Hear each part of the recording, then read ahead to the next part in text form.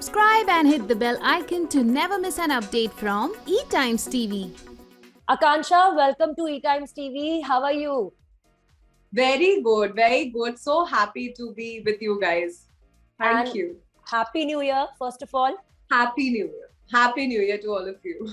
And बहुत जोरदार तरीके से नए साल का आप लोग स्वागत कर रहे हैं because you have entered the house as a challenger. Ji. So how was the experience? जी बहुत ही अच्छा, धमाकेदार. साल के पहले दिन ये धमाका किया है हम लोगों ने, तो धमाकेदार एंट्री ली है और धमाका करके आए हैं. बहुत सारे पटाखे फोड़ के आए हैं अंदर. तो मजा आ रहा है as a challenger. So you know, lot of power, lot of responsibility. Yeah, right. But yes, it was fun.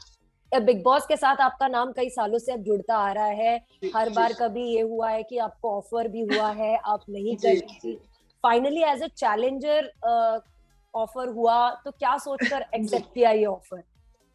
पहले तो सबसे पहले कि टाइमिंग मैच हो गए इस बार. नहीं तो बिग बॉस और मेरा पता नहीं क्या जोड़ी है कि हमारे टाइमिंग नहीं मैच हो पाते. इस बार टाइमिंग मैच हुए एंड प्लस साल के पहले दिन ये करना था, तो मैं बहुत एक्साइटेड थी कि साल की शुरुआत होनी चाहिए ऐसे. एंड एज अ चैलेंजर जाना मुझे बहुत सही लगा बिकॉज मैं काफी टाइम से क्लियर थी कि शो अगर पहले दिन से टाइम मेरा मैच हुआ तो कर पाऊंगी, नहीं तो वाइल्ड कार्ड तो मैं नहीं करना चाह रही थी. एंड इस बार ये एज अ चैलेंजर था, तो मैंने ये डेफिनेटली मैं करना चाहती हूँ बिकॉज बिग बॉस से मैं बहुत अटैच हूँ. ये शो मैं काफी क्लोजली देखती हूँ एज अ ऑडियंस भी, एंड इमोशनली भी बहुत अटैच हूँ इस शो से. मेरा बहुत फेवरेट शो है ये, तो मैं करना चाह रही थी एंड मुझे मौका मिला एंड आई एम ग्लैड कि मिला. एंड क्योंकि एक दिन घर में बिताया आप लोगों ने, काफी दिमाग लगाए, चैलेंजेस दिए, ये एक्सपीरियंस अब क्या कह सकते हैं कि थोड़ा सा पुश किया है इसने आपको फुल फ्लेज शो एक्सेप्ट करने के लिए? जी एक्चुअली पहले भी फुल फ्लेज एक्सेप्ट करने के लिए मैं रेडी थी. ऐसा नहीं हूँ इमोशनली और पर्सनली, और बिल्कुल मैं वैसे ही रेडी हूँ इस शो के लिए. But like I told you, कभी मैं शो कर रही थी, कभी मैं वाइल्ड कार्ड नहीं ज्वाइन करना चाह रही थी, तो वो चीजें कभी मैच नहीं हो पाई.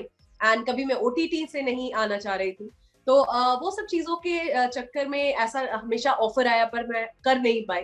बट डेफिनेटली क्लोजली देखने के बाद एक अटैचमेंट और हो गया है. And अब मुझे लगता है ये शो definitely कर. And Akansha, you are one of the few people from the industry who never shy away from talking about their mindset, उनकी thinking क्या है. कभी भी तोल मोल के आप बातें नहीं करते हो. You call a spade, right? अगर game के point of view से बात करें, who are the people you think are deserving to go ahead in the game? I think people who deserve definitely. I feel Shamata because I feel she's very real. You know, whether she's right, whether she's wrong, at least she's being herself. And ये show सही और गलत का नहीं है. जैसा मैं हमेशा कहती हूँ, ये शो आपका है, आपकी पर्सनालिटी का है. आप रियल रहिए, आप कुछ भी लग सकते हैं, कुछ भी हो सकता है. वो भले आप बेवकूफ लग रहे हैं, आप कुछ भी लग रहे हैं, बट आप लगिए, आप रियल लगिए. तो वो लग रही हैं, वो रियल लग रही हैं, इसलिए वो मुझे डे वन से पसंद है. एंड मुझे उनका गेम बहुत अच्छा लग रहा है. एंड ऐसी उम्र, मुझे उनके गेम में जो ग्रोथ दिखी है, फीडबैक को हमेशा अच्छा लिया है उन्होंने. तो आई थिंक ये जो कंटेस्टेंट है, जो मेरे वन ऑफ माय फेवरेट्स हैं, जिन्हें मैं जीतते हुए देखती हूँ इस शो को. बट जैसे कि निशांत, प्रतीक, ये लोग भी ये शो जैसे खेलते आ रहे हैं, ओटीटी से भी मैं देख रही हूँ. बहुत शार्प है निशांत गेम को लेके, और मैंने अभी काफी क्लियरली इन लोग को टास्क करते हुए देखा. मैं इन लोगों की फैन हो गई. मतलब जैसे इन लोगों ने टास्क खेले हैं, हैट्स ऑफ. मतलब हमें देख के यहाँ उल्टियां आ रही थी, वो वहां कर रहे थे, गिर रहे थे, बट कोई रुका नहीं. And I think each and every one of them, every contestant, किसी ने हार नहीं मानी, मना नहीं किया, सबने टास्क 100% दिया. So you know, I loved them all and I am glad कि हम लोग गए और उनके अंदर से हम लोग शेकअप कर पाए, उन लोगों को थोड़ा उठा पाए नींद से. थोड़ा कहीं ना कहीं थोड़े से ठंडे हो गए थे सब लोग. बट हम लोगों ने सही टाइम पे करा. मुझे लगता है ट्रॉफी के काफी पास है, and this is high time they should have given their 100%, and they did. And who do you think कि बहुत तेजी से शुरुआत की थी, धमाकेदार अंदाज में शुरुआत की थी, लेकिन अब वो फुस हो चुके हैं एकदम? ऐसे कौन से कंटेस्टेंट्स आपको लगते हैं? मुझे फुस होते हुए तो नहीं लगे, बट जो कोई है जो मुझे समझ में नहीं आया ये शो में क्यों है, वो अभिजीत दादा हैं. जो मुझे लगता है कि वो क्यों है, मैं अभी तक नहीं समझ पा रही हूँ कि वो कॉमेडी एलिमेंट है कि वो क्या है, कि वीकेंड के वार पे वो बासियां ले रहे हैं सलमान सर के साथ बैठ के. मतलब मैं समझ नहीं पा रही हूँ. एक बार नहीं कि 3 बार तो मैंने काउंट किया. एंड मैं अब कंटिन्यू, आप अगर सोने आए हैं तो प्लीज बाहर जाइए, आराम से सो जाइए घर पे. हम आपको सोते हुए नहीं देखना चाहते. This is a very bad visual also as an audience. So I don't know, मैं समझ नहीं पा रही हूँ कि वो क्यों है. तो ऐसे लोगों को पहले मुझे लगता है बाहर होना चाहिए, और ऐसे लोगों को एक एडेड एडवांटेज मिलना वाइल्ड कार्ड के, आपको थाली में मिल रहा है, तो मुझे ये बात समझ नहीं आती। या एंड अगर मेन हाउसमेट्स की बात करें जो पहले दिन से हैं, उनमें कोई आपको ऐसा नजर आता है जो कहीं फिलहाल लॉस्ट है और कंफ्यूज्ड है गेम को लेकर? नहीं, मुझे ऐसा नहीं लगा। मैं इनफैक्ट तेजा और करण को लेके मैं थोड़ा सा पहले कहीं ना कहीं मेरा एक माइंडसेट बन रहा था कि शायद ये रिश्ते में फंसे हुए हैं, गेम को 100% नहीं दे पा रहे हैं। पहले मुझे करण के लिए लग रहा था, बाद में मुझे तेजा के लिए लग रहा था, बट अभी जो मैं देख के आई एज अ चैलेंजर, तो मुझे नहीं लगा ये, क्योंकि 100% दिया दोनों ने इंडिविजुअली गेम को, और रिश्ते नाते सब साइड में रख के सबने गेम खेला। हमने काफी सारे टास्क दिए थे, एक नहीं दिया था, एंड सबने किसी भी चीज के लिए मना नहीं किया, अपना 100% दिया, पूरी शिद्दत से खेला। तो आई थिंक मेरा वो एक माइंडसेट जो था बना हुआ, वो क्लियर हो गया एज अ चैलेंजर जान के। या तेजा की तो हमेशा तारीफ हुई है क्योंकि वो टास्क में हमेशा अपना जी जान लगा देती है। हमने जो पास्ट फ्यू वीक्स में भी जब से टास्क शुरू हुए घर के अंदर देखा है। बट कहीं ना कहीं बहुत सारे व्यूअर्स का ये भी मानना है कि करण को हर हफ्ते थोड़ा सा अननेसेसरी बैश किया जाता है। जो उनके फैंस है उनका तो मानना भी है, लेकिन जो BB15 के रेगुलर व्यूअर्स हैं उनको ऐसा लगता है कि पिछले 3-4 हफ्ते से उनको ऐसे लाइट में दिखाया जा रहा था कि that he is a very possessive boyfriend, insecure person, और वो अपने पार्टनर को बिल्कुल रिस्पेक्ट नहीं देते। ये बहुत लोगों का मानना था। You have been a viewer, what is your take on this?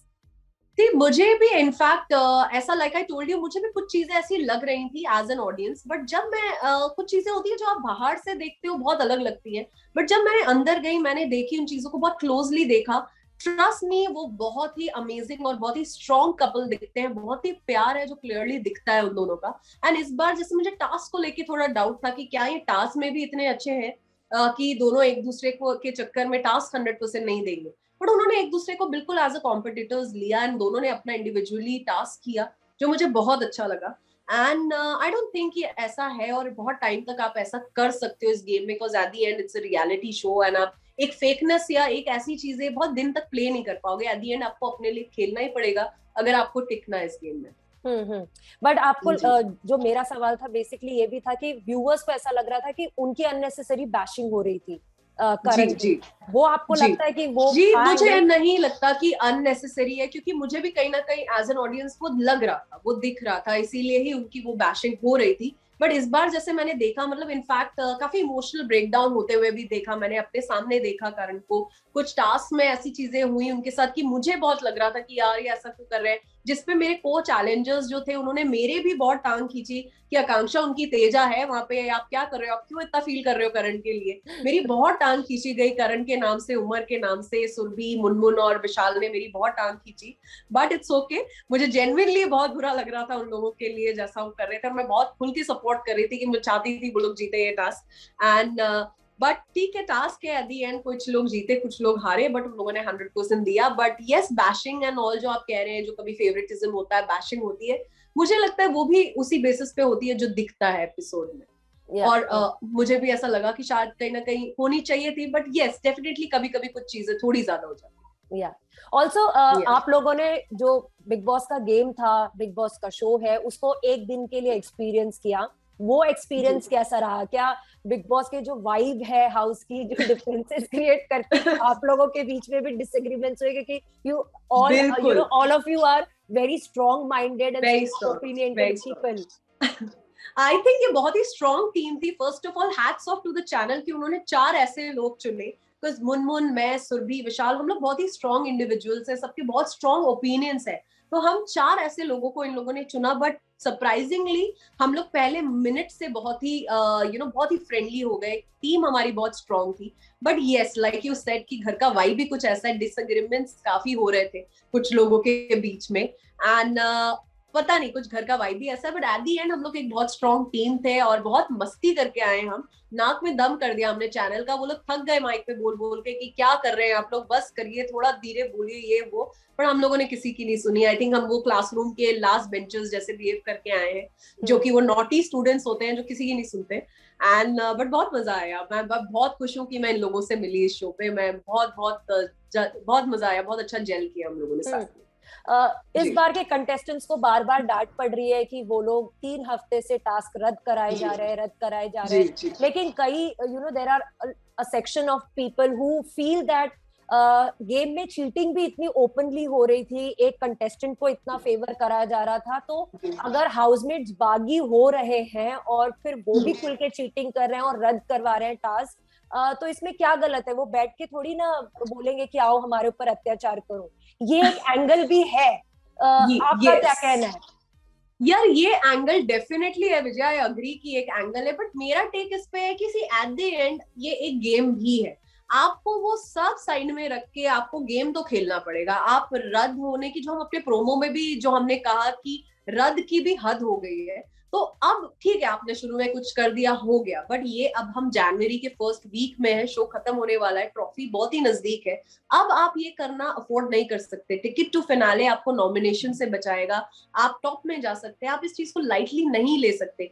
कुछ भी करो बट टास्क करो, एंड आप किसी को तो टिकट टू फिनाले मिलेगा, बस करना ही नहीं है, रद्द करना। आई थिंक ये एक सही टेक नहीं है, बट आई थिंक वो उन लोगों ने करेक्ट किया हमारे जाने के बाद। And like I told you, उन लोगों ने ये task, the way they perform, hats off. I think this is gonna be one of the best tasks अभी तक का इस सीजन का। 100% आपको देखने को मिलेगा सबका, हर एक कंटेस्टेंट का। Top 3 things that you will remember from this house from your experience. I think firstly it's that you have to be real. You have to be real. You can't play, you can't have a face, you can't play something for very long. आपको real होना ही पड़ेगा।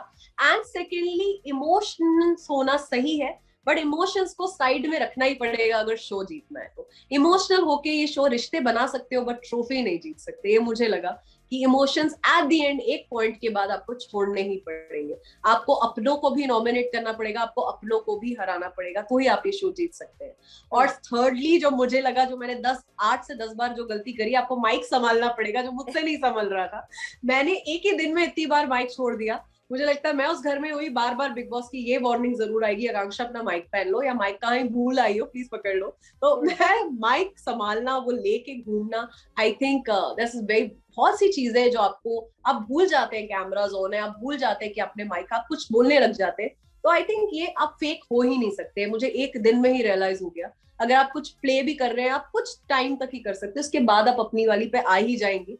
और specially somebody like me, मेरा तो वैसे ही कोई filter नहीं है एंड मैं काफी रियल हूँ, तो मेरे जैसे लोगों की तो पता नहीं कितनी बैंड बच सकती है, क्योंकि मैं कुछ भी बोल सकती हूँ, मुझे नहीं ध्यान रहता कि माइक है, कैमरा है, and it's a reality show. And जो लोग कहते हैं इतना स्क्रिप्ट है, ये प्ले कर रहे हैं, वो सब पॉसिबल नहीं है। ये मैंने रियलाइज कर लिया एक ही दिन में।